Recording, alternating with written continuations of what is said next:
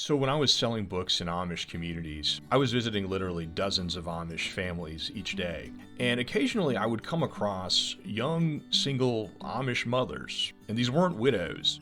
So of course this question came up. What do the Amish think about premarital sex? And how do they handle that if it happens among their members? Now, like in just about any culture, premarital sex does occur among the Amish. However, unlike a lot of cultures, Amish do consider it a sin, and there are consequences. James Cates, in the book Serpent in the Garden on Amish sexuality, writes that sex in its manifestations, if featured in any role that does not involve a wife and husband, are out of bounds. Here's more on that from the book The Amish by Donald Kraybill, Karen Johnson-Weiner, and Stephen Nolt. The authors write that premarital sex occurs with greater frequency in some communities than in others. And undoubtedly some courting couples who engage in sex use natural or artificial birth control to avoid pregnancy. Transgressors are expected to confess to the church regardless of whether pregnancy results. As one woman put it, if you commit adultery or fornication, you go tell the ministers. That's how they find out. Usually people are so ashamed that they request their membership be put aside. And that means like a temporary excommunication.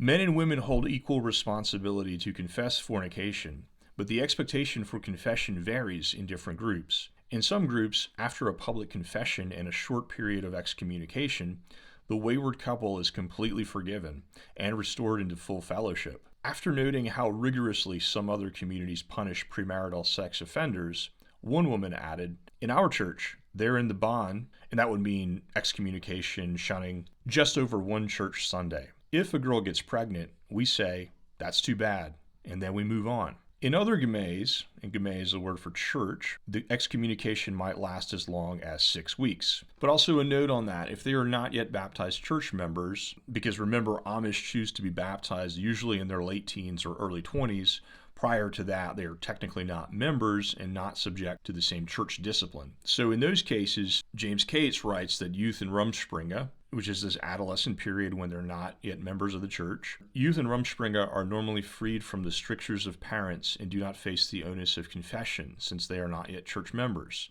Therefore, if they engage in sexual behavior, the church often chooses to ignore their sin. Prayers turn heavenward for their safety and salvation, but their autonomy during this period means that they are guided by their conscience and by whatever guilt the community can instill with its overarching presence. There is no prescriptive discipline to be meted out, at least until they join the church. At that point, some clergy ask for confession. Others avoid addressing this period in the young people's lives, preferring to see them start life anew. So again, like with many things, Amish, this can vary. So back to the beginning of this video, what about out-of-wedlock pregnancies? Taking a look back at the Amish, the authors write, in most churches, couples who conceive before marriage are disgraced in several ways. In addition to a public confession before the gemé and an excommunication of 2 to 6 weeks, wedding festivities may be shortened, fewer guests invited, and the ceremony held on a different day of the week than customary, or ahead of the regular wedding season to accommodate the impending birth. So,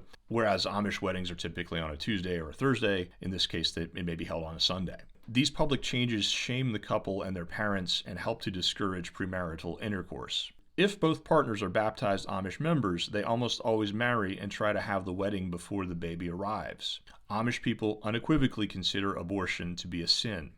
If the father is not Amish, the pregnant woman might leave and marry the father outside the church, or she might remain in the community and raise the child as a single parent, or she might even arrange for an Amish couple to adopt the child. Church members tend to be more forgiving of the premarital pregnancy of an Amish couple than that of an Amish woman and a non-Amish man.